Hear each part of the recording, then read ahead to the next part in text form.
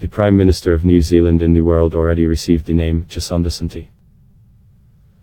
Honesty, compassion, and political vision, Jacinda Ardern found after the tragedy in Christchurch, where the striker is Australian with the right-wing views, killed 50 Muslims in the mosques, did not go unnoticed. The Prime Minister expressed condolences to the victims, saying that they are part of society, and even wore a hijab while meeting with those who survived the Massachusetts shooting.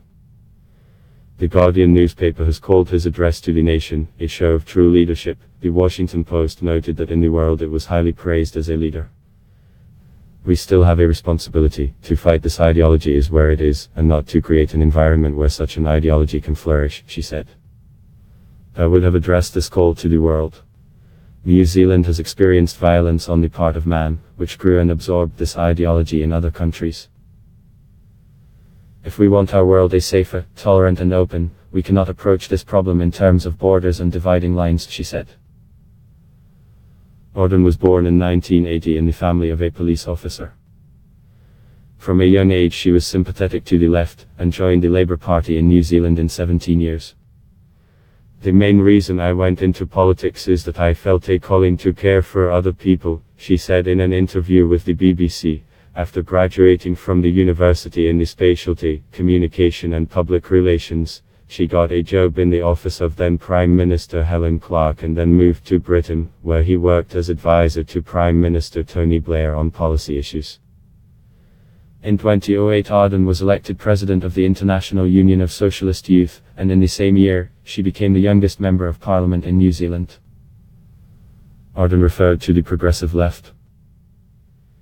It's a known policy for the conservation of the environment, the struggle for gender equality and a manifestation of warm feelings to their constituents. In economy, it was marked by the introduction of protectionist measures and the ban on the purchase of real estate in New Zealand for foreigners who have no residence permit, to make housing more affordable for residents. Ardern referred to a new wave of young leaders, including French President Emmanuel Macron, Canadian Prime Minister Justin Trudeau, Slovenski Premier Marian Šarić and the leader of Ethiopia Abiy Ahmed Ali.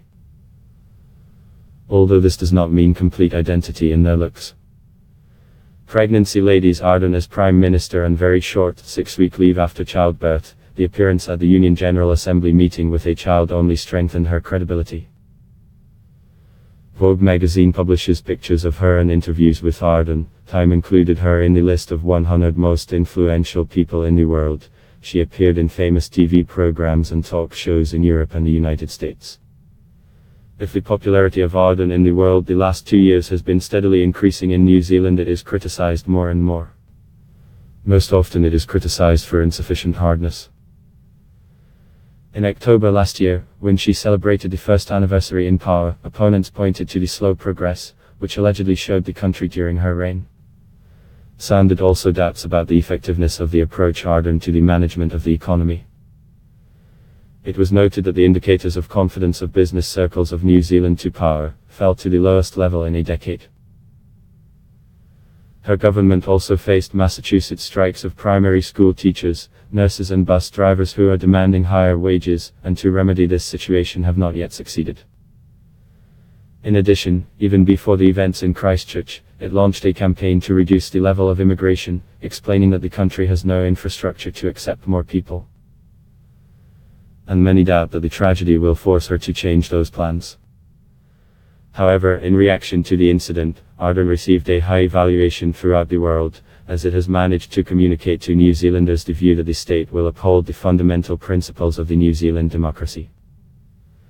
In her speech, which she said soon after the shooting, Ardern said, "Our country chosen to conduct this act of violence, not because we support racism, and not because we are the foothold of extremism. We chose it because we do not support this.